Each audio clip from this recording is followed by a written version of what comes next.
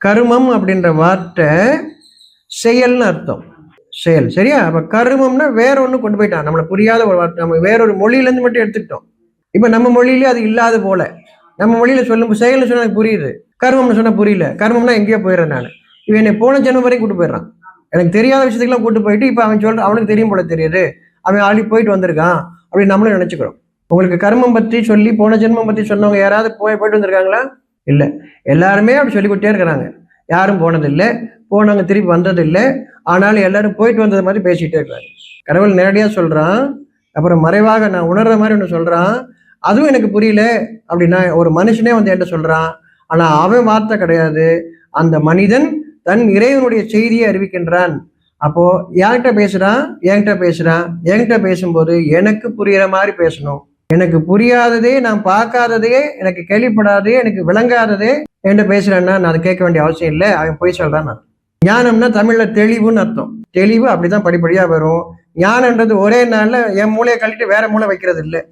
இவன் நம்மளை பொய் சொல்றாங்க, எனக்கு புரியாத வார்த்தையை சொல்லி எனக்கு புரியவே புரியாதுன்னு வேற சொல்லி அப்படின்னா நான் மனுஷனே இல்லைன்னு சொல்றான்னு அர்த்தம். உங்களுக்கு வேற மாதிரி என்னை வேற மாதிரி படைச்சா கடவுள் எப்படி நியாயவான்? என்னையும் உங்களையும் ஒன்னா தான் படைச்சிருக்கான். எனக்கு புரியறதுல கொஞ்சம் லேட் ஆகுது, உங்களுக்கு கொஞ்சம் வேகமாகுது.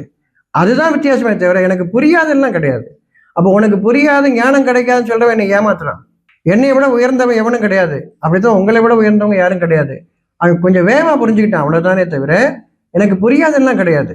இறைவனுடைய அருள் எனக்கும் உண்டு, உங்களுக்கும் உண்டு. யார் ஒருவருக்கும் இறைவனுடைய அருள் உண்டு. நம்மை ஏமாற்றுவன் நம்மை ஏமாற்றாது இருக்கட்டும் இறைவன் கூறுகின்றான். வேதத்தின் வாக்கு உங்களை ஏமாற்றுவன் உங்களை ஏமாற்றாது இருக்கட்டும்னு சொல்றான். நம்மளை இப்படி உனக்கு புரியாது நான் சொல்ற மட்டும் செஞ்சுட்டு வான்றான். அவன் என்னை மனுஷனாக நினைக்கவே இல்லை. அப்ப மனிதனாக இருந்து ஒரு மனிதனுக்கு ஒன்று விளங்கி இருந்தால் கொஞ்சம் கொஞ்சமா சொல்லி கொடுத்துட்டு வாங்க, புரியும். புரியாதவன் யாரும் கிடையாதும்மா. கடவுள் அப்படி படைக்கல. ஒருத்தன் உயர்வாகவும் ஒருத்தன் தாழ்வாகவும் அப்படி படைக்கவே இல்லை. புரியாதவனாக ஒருத்தனை புரியக்கூடிய ஒருத்தன் படைக்கவே இல்லை, புரியும். அதனால அவனுக்கு ஞானம் எல்லாருக்கும் கிடைக்காது. அவன் அப்படி யார் ஒருத்தன் சொல்றான்னா ஞானம் பெற்றவர், அதாவது தெளிவு பெற்றவர் அப்படி சொல்ல மாட்டாங்க. தெளிவு பெற்ற மாதிரி நடிக்கிறேன் அப்படி சொல்லுவான். நாங்களாம் ஞானம் பெற்றவர்கள், உங்களுக்குலாம் வராது அப்படி சொல்றாங்க. ஞானம் உண்மையிலே பெற்றவர்கள் அப்படி சொல்ல மாட்டாங்க. படிப்படியா வாங்க, உங்களுக்கும் புரியும் அப்படிதான் சொல்லுவாங்களே தவிர உனக்கு கிடையாதுன்னு சொல்ல மாட்டாங்க. யார் ஒருத்தரும் கிடையாதுன்னு சொல்ல மாட்டாங்க. புரியாதவங்க ஒருத்தம் கூட கிடையாது.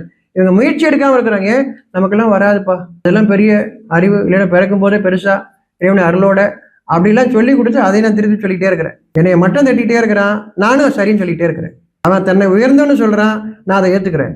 நீ என்னை விட தாழ்ந்தவன்னு சொல்றான், அதையும் ஏத்துக்கிறேன். இங்கதான் கேடு. இறைவன் அப்படி சொல்லலை, வேதம் அப்படி சொல்லலை. வேதத்தையே மாத்தி சொல்றான், தவறா சொல்றான். எந்த மனிதருக்கும் இறைவனுடைய அருள் தடுக்கப்பட்டதாக இல்லை.